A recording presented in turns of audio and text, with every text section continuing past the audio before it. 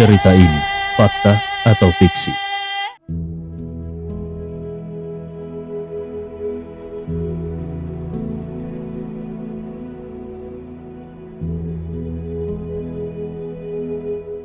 1960, di suatu sudut di kota Makassar, tidak terlalu jauh dari kawasan pelabuhan, terdapat sebuah rumah sederhana di pinggiran kota.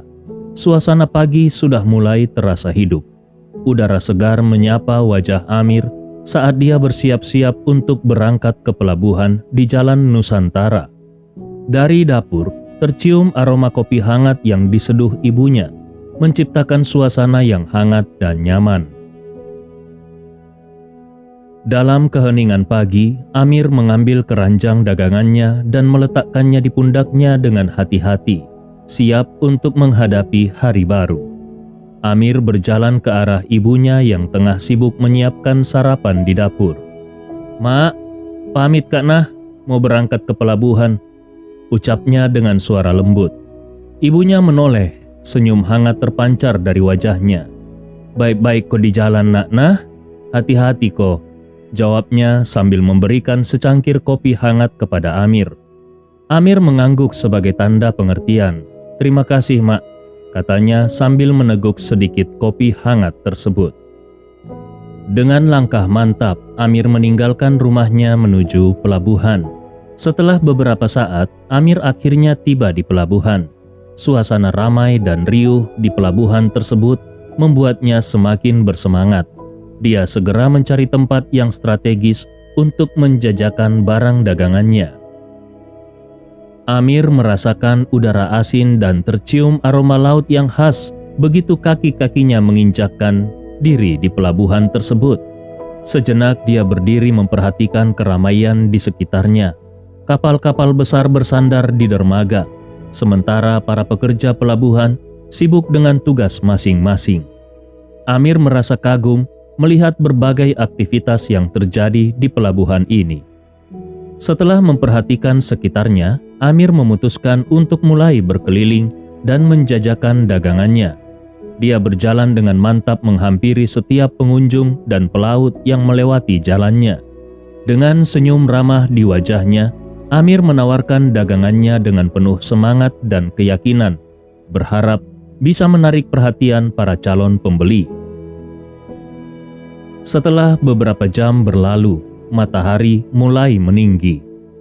Amir mencari tempat untuk berteduh dan bermaksud untuk menyantap bekal makan siang yang disiapkan ibunya. Namun saat itu, Amir teralihkan ketika melihat keributan tak jauh dari situ. Seorang pedagang bakso gerobak dicegat oleh beberapa preman pelabuhan yang memaksanya membayar uang keamanan. Amir mendekati salah seorang preman yang wajahnya penuh dengan tato.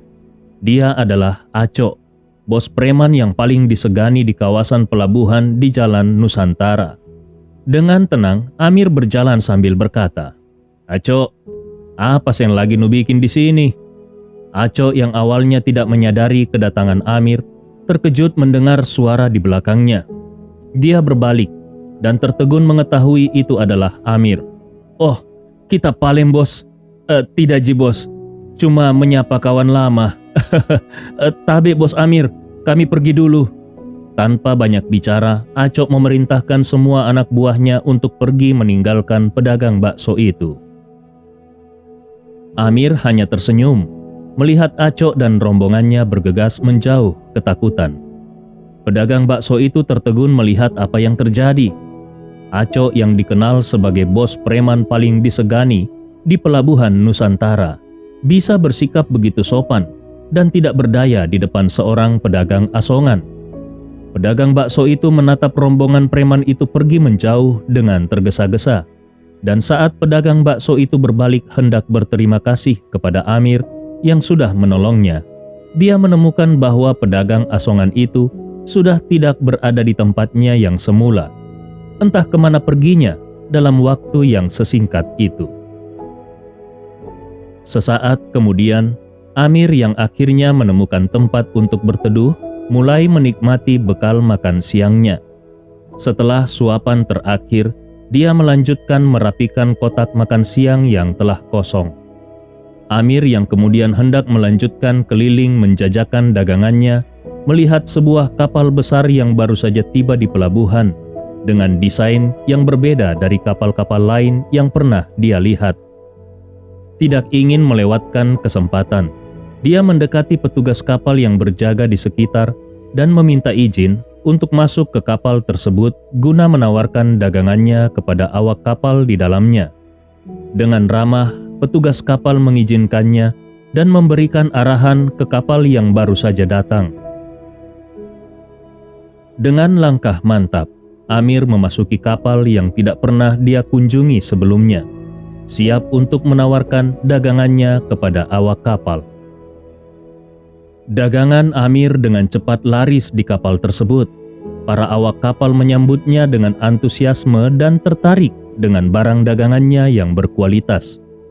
Mereka membeli berbagai produk yang ditawarkan oleh Amir, mulai dari camilan tradisional hingga barang-barang kebutuhan sehari-hari. Kepuasan para pelanggan membuat Amir semakin bersemangat, dan dia dengan senang hati melayani setiap permintaan mereka dengan ramah. Setelah beraktivitas dengan penuh semangat, Amir memutuskan untuk istirahat sejenak di salah satu bagian kapal tersebut. Dia menemukan tempat yang nyaman untuk bersandar, menutup matanya. Suara gemuruh ombak yang berirama membuatnya tanpa sadar perlahan-lahan tertidur pulas. Amir terlelap di atas dek kapal yang berayun-ayun mengikuti gerakan laut. Waktu berlalu tanpa terasa. Amir terbangun dari tidurnya dengan perlahan, menyadari bahwa dia telah tertidur lebih lama dari yang dia pikirkan. Dengan cepat dia berdiri dan hendak keluar dari kapal. Namun saat pintu kapal terbuka, dia tersadar bahwa kapal sudah berada di tengah laut dan malam telah tiba.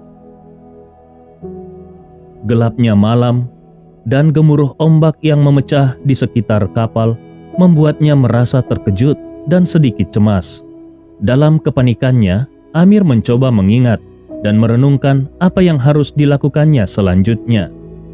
Seorang awak kapal terkejut saat menemukan Amir yang kebingungan di salah satu bagian kapal. Dengan cepat dia mendekati Amir yang sedang berusaha mencari tahu di mana keberadaannya. "Maaf, aku tidak tahu kau ada di sini. Bagaimana kau bisa masuk ke kapal ini?" tanya awak kapal dengan heran. Amir menjelaskan dengan singkat, Aku tertidur di kapal dan baru saja terbangun. Aku tidak menyadari bahwa kapal sudah berlayar." Awak kapal mengangguk. "Oh, aku mengerti. Sekarang kita sedang dalam perjalanan menuju pelabuhan di Jakarta Utara. Kita akan tiba di sana sekitar 40 jam lagi, kurang lebih. Jangan khawatir, kau akan baik-baik saja." Amir menghela nafas lega mendengar kabar tersebut. "Terima kasih banyak atas bantuannya," ucapnya dengan penuh syukur. Awak kapal tersenyum. "Tidak masalah. Ayo, aku akan membantumu kembali ke tempat yang aman di kapal ini." Bersama-sama mereka melangkah keluar dari tempat Amir beristirahat. Singkat cerita, pada hari ketiga perjalanan, kapal akhirnya bersandar di pelabuhan Tanjung Priok. Amir diizinkan menetap di kapal itu sampai waktunya tiba untuk kapal tersebut kembali ke Makassar. Setelah beberapa hari berada di atas kapal, Amir memutuskan untuk keluar dan melihat-lihat suasana di pelabuhan Tanjung Priok yang jauh lebih ramai daripada pelabuhan di Jalan Nusantara, Makassar. Dengan penuh antusiasme, dia menyusuri pelabuhan, memperhatikan berbagai aktivitas yang terjadi di sekitarnya, dan merasakan energi kota yang sibuk. Meskipun baru tiba, Amir merasa sudah mulai akrab dengan atmosfer pelabuhan yang baru ini, dan dia berharap bisa menemukan kesempatan baru dan pengalaman menarik selama tinggal di situ. Saat berkeliling, Amir tiba di salah satu sudut pelabuhan Tanjung Priok. Dia melihat seorang pedagang yang terlihat ketakutan dengan tatapan cemas di wajahnya.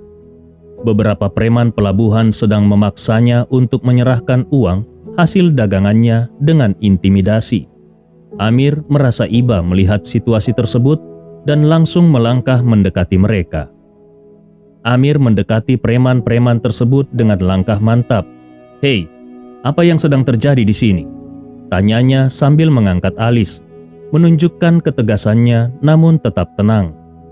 Salah satu preman mengangkat bahunya, merasa agak terganggu dengan kedatangan Amir. "Ini bukan urusanmu, jangan ikut campur di sini," sahutnya dengan suara kasar sambil menyilangkan tangan di dada. Amir tetap tenang. "Aku tidak peduli siapa kau, tapi apa yang kau lakukan tidak benar. Kau tidak boleh memaksa orang lain untuk menyerahkan uang mereka dengan cara seperti ini," katanya sambil menggelengkan kepala dengan ekspresi serius. Preman-preman itu saling bertukar pandang, terlihat agak terkejut dengan sikap Amir, namun tidak menunjukkan rasa takut. "Kau punya nyali besar, anak muda, tapi urusan ini tidak ada hubungannya denganmu. Pergi dari sini," ancam salah satu dari mereka sambil menunjuk jari ke arah Amir. Amir tidak gentar. "Aku tidak akan pergi sebelum kalian melepaskan pedagang ini dan membiarkannya menjalankan bisnisnya dengan aman," ucapnya sambil menatap tajam preman-preman tersebut. Dengan kedua tangannya menggenggam erat keranjang dagangan di pinggangnya. Preman-preman itu tertawa sinis. "Kau ingin bertarung, anak muda?" ujar salah satu dari mereka sambil menunjuk Amir dengan pandangan mengancam. Amir menegakkan tubuhnya lalu berjalan mendekat sambil berkata, "Jika itu yang diperlukan untuk membereskan masalah di sini, aku siap," jawabnya dengan mantap. Tak lama kemudian, preman-preman tersebut menyerang Amir dengan kasar. Amir dengan sigap menghindari serangan mereka, dan dalam sekejap dia memberikan serangan balik yang cepat dan tepat. Dengan kekuatan dan kelincahan yang dimilikinya, Amir berhasil mengalahkan preman-preman tersebut dalam duel yang singkat. Saat preman-preman itu terkapar di tanah, Amir menatap mereka dengan penuh kemenangan. "Begitu ji kemampuanmu," ucapnya dengan suara datar. Dari logatnya, pemimpin preman itu menyadari bahwa Amir adalah seorang pendatang. Dengan rasa ingin tahu yang besar, preman itu bertanya, "Siapa kau sebenarnya? Dan dari mana asalmu?" Amir menjawab dengan mantap, "Namaku Amir, seorang pedagang dari Makassar." Preman itu mendengus, masih merasa tidak puas dengan jawaban Amir. "Namamu Amir? Kau mungkin pandai berkelahi, tapi itu tidak akan membuatmu aman di sini. Jaga dirimu baik-baik," ucapnya sambil bangkit dari tanah dan pergi meninggalkan tempat itu. Namun, sebelum pergi, preman itu mengancam, "Aku akan melaporkan ini kepada Rambo. Dia tidak akan senang mendengarmu ada di sini." Para preman itu menemui bos mereka, Rambo, dan menjelaskan semua tentang kejadian itu dengan rinci. Rambo mendengarkan dengan serius. Wajahnya tampak tegang saat mendengar laporan dari anak buahnya. Namun, saat dia mendengar bahwa pemuda bernama Amir berasal dari Makassar, ekspresinya berubah menjadi lebih terkendali. Rambo menyadari bahwa dia tidak boleh gegabah dalam mengambil tindakan. Dia menghela nafas yang dalam, memikirkan langkah selanjutnya dengan hati-hati. Meskipun penasaran dengan pemuda itu, dia tidak ingin membuat kesalahan yang bisa berakibat buruk bagi bisnisnya di pelabuhan ini. Rambo akhirnya memutuskan untuk tidak langsung bertindak terhadap Amir. Dia meminta para preman untuk tetap memantau gerak-gerik pemuda itu tanpa menimbulkan masalah lebih lanjut. "Kita harus berhati-hati dan tunggu hingga kita memiliki informasi yang cukup sebelum bertindak," ujar Rambo kepada anak buahnya. Para preman mengangguk patuh, dan dengan itu Rambo menenangkan situasi dan memutuskan untuk menunggu waktu yang tepat untuk bertindak. Sementara Amir tetap berada di bawah pengawasan mereka di pelabuhan Tanjung Priok. Rambo, bos yang bijaksana dan waspada, memutuskan untuk mengunjungi pelabuhan secara langsung dan memantau pergerakan Amir secara langsung dari jauh setiap hari. Dia tidak ingin mengambil resiko dengan mengandalkan laporan anak buahnya saja.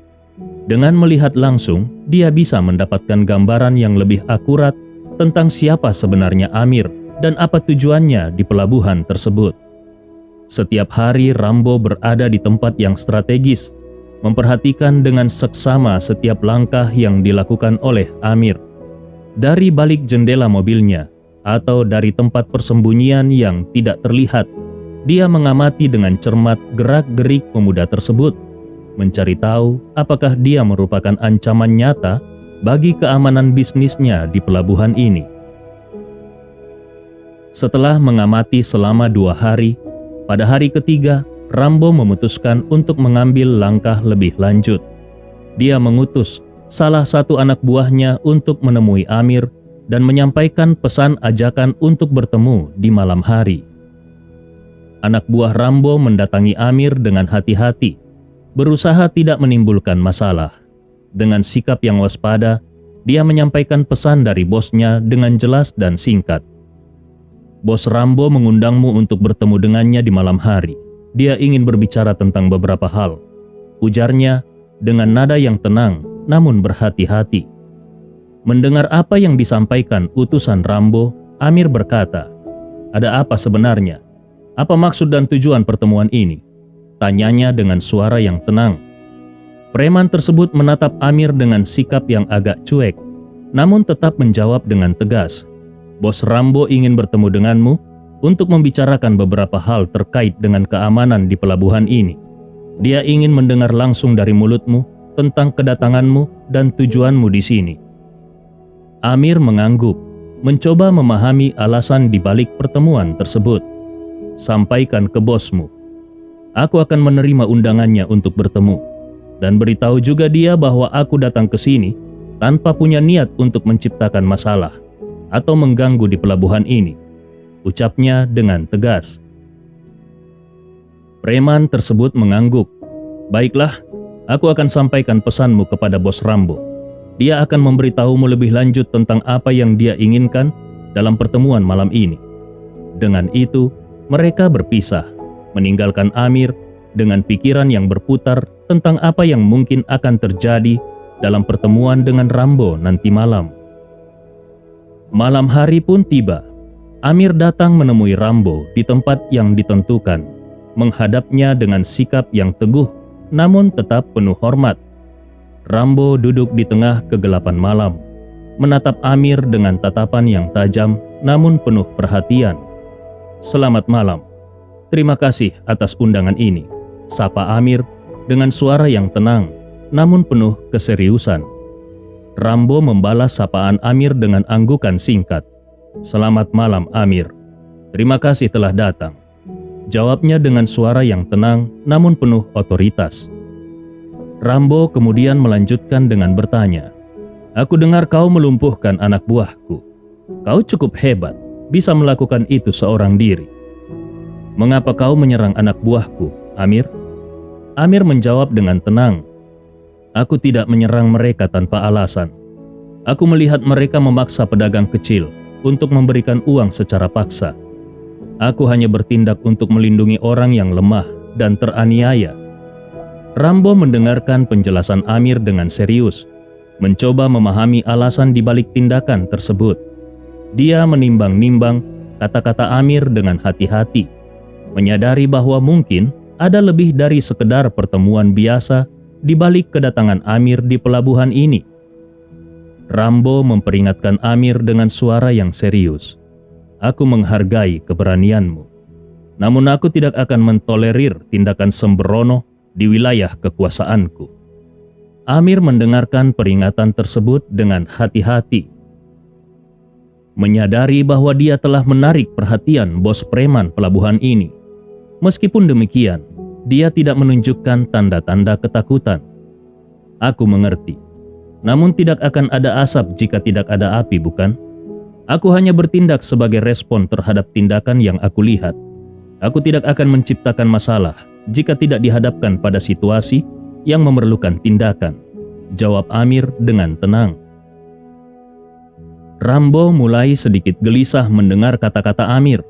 Dia bertanya dengan suara yang menggeram, "Apakah itu berarti kau menantangku?"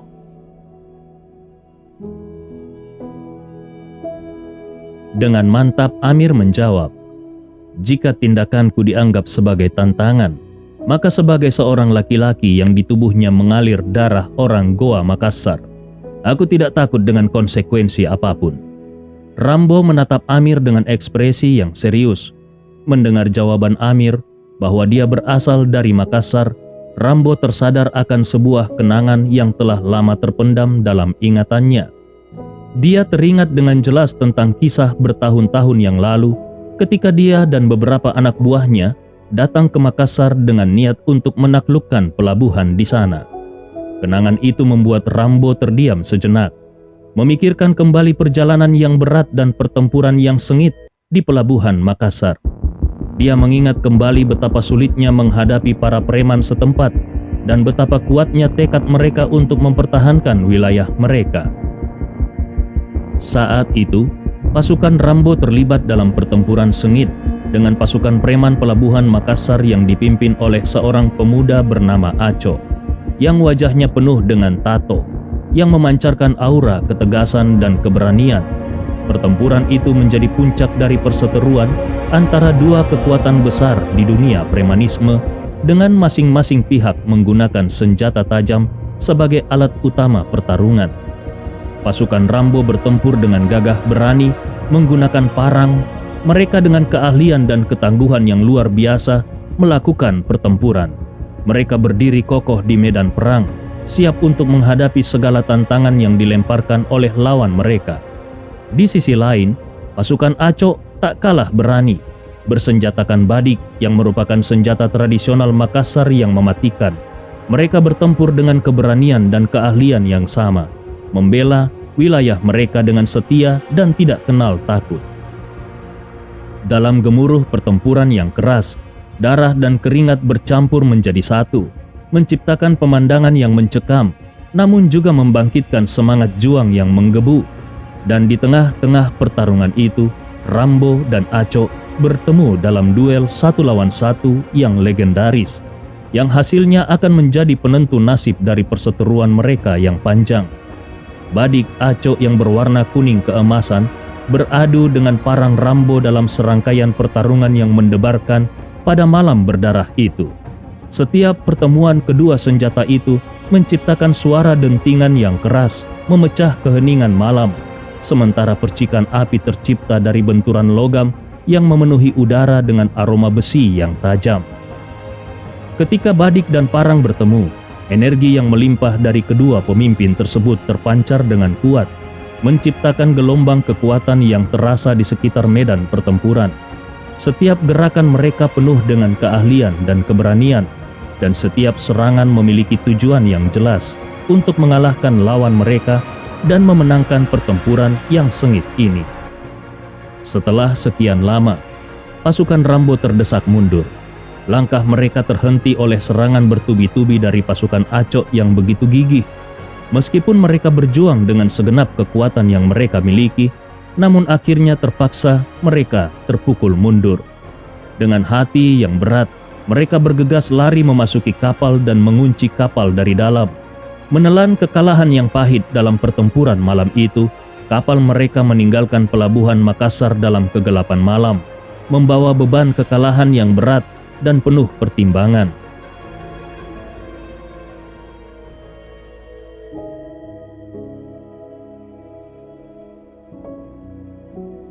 Sejak saat itu, Rambo tidak berani lagi menginjakkan kaki di pelabuhan Makassar. Pertempuran yang pahit dan kekalahan yang memalukan telah meninggalkan bekas yang dalam di dalam ingatannya. Dia tahu bahwa wilayah itu kini dijaga ketat oleh pasukan Aco, dan resiko untuk kembali berhadapan dengan lawan yang kuat dan tak terkalahkan itu terlalu besar. Sebagai gantinya, Rambo memilih untuk berkonsentrasi pada wilayah kekuasaannya yang baru, di pelabuhan yang terkenal di bagian utara Jakarta ini, di mana dia bisa mempertahankan kendali dan kekuatan tanpa harus menghadapi resiko yang besar. Kenangan yang memilukan itu kembali mengintimidasi batin Rambo. membuatnya merasa gemetar di dalam. Namun dia berusaha keras untuk menyembunyikan rasa gentarnya di hadapan Amir.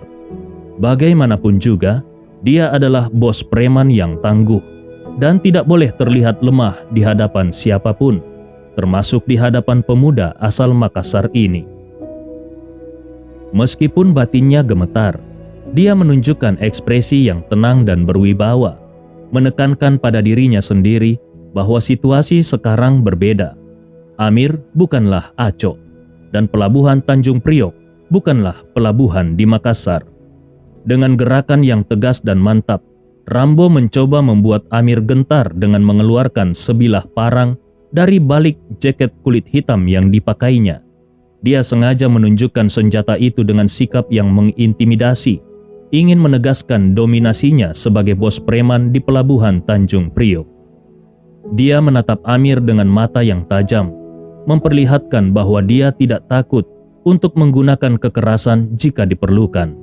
Namun, di balik ekspresi kerasnya, Rambo juga menyadari bahwa Amir bukanlah lawan yang sembarangan. Dia ingin menguji seberapa jauh pemuda itu bisa bertahan di hadapannya.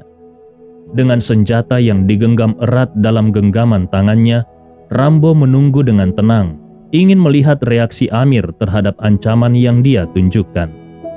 Amir menjawab dengan tenang, sambil juga mengeluarkan badik dari balik bajunya. Rambo terkejut melihat badik kuning keemasan yang tidak asing baginya. Mata bos preman itu membulat dalam keheranan saat ia menyadari bahwa badik itu adalah senjata yang sama yang digunakan oleh Aco saat mereka bertarung dulu. Keduanya saling menatap. Di antara mereka terjadi pertukaran pandang yang syarat dengan arti. Rambo merasakan tekanan yang mendesak di dadanya. Memori akan pertempuran sengit di Makassar kembali menghantuinya. Namun dia menyembunyikan ketidaknyamanannya, sebaliknya dia berusaha untuk terlihat tetap tenang. Dengan ekspresi yang mulai memperlihatkan tanda-tanda panik, Rambo bertanya kepada Amir dengan suara yang sedikit gemetar. "Dari mana kau mendapatkan badik kuning keemasan itu?" Amir menjawab dengan tenang, "Badik ini adalah pemberian dari Aco setelah pertarungan kami di Makassar. Dia adalah seorang kepala preman di pelabuhan di Makassar. Dia menyerahkannya kepadaku sebagai tanda penghormatan atas kemenanganku." Saat mendengar jawaban itu, Rambo merasa dadanya berdebar kencang. Aco dikalahkan oleh pemuda di hadapannya ini. Dia menyadari bahwa Amir bukanlah lawan yang dapat dipandang sepele, melainkan seorang yang telah berhasil mengalahkan Aco, lawan yang tangguh di mata Rambo sendiri. Ketakutan akan kemungkinan kehilangan kendali atas wilayahnya mulai mengintip di balik pikirannya. Dengan cemas, Rambo mencoba mempertahankan ketenangannya, tetapi ada ketidakpastian yang menghantui setiap pikirannya. "Aku mengerti. Kau pasti telah membuktikan dirimu di medan pertempuran, Amir. Sekarang, mari kita selesaikan urusan kita dengan cara damai," ucapnya dengan suara yang mencoba untuk tetap tenang, meskipun kekhawatiran merajalela di dalam hatinya.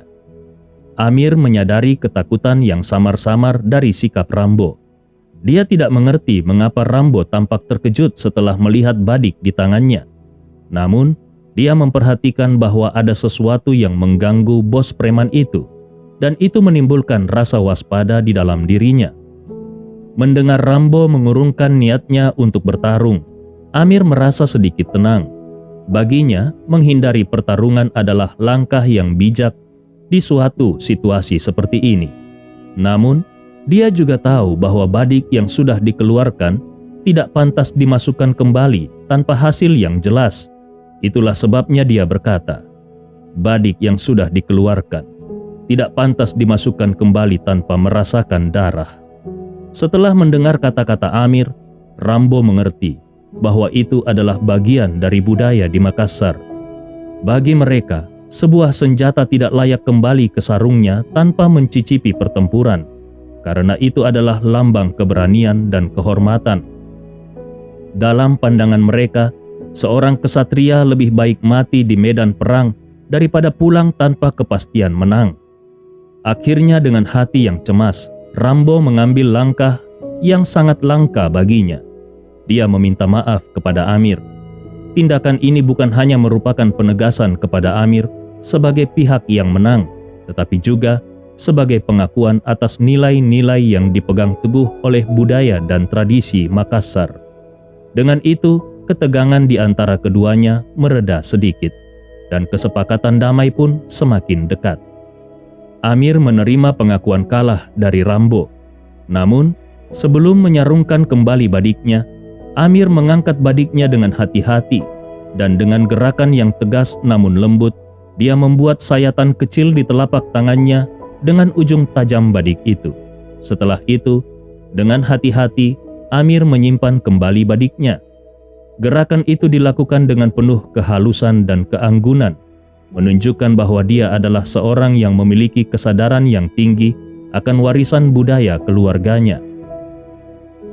Amir kemudian meninggalkan tempat itu dengan tenang, meninggalkan di belakangnya bayangan pertempuran yang berkesan dengan Rambo yang tidak terjadi. Sejak saat itu, Amir tidak pernah lagi melihat Rambo dan anak buahnya.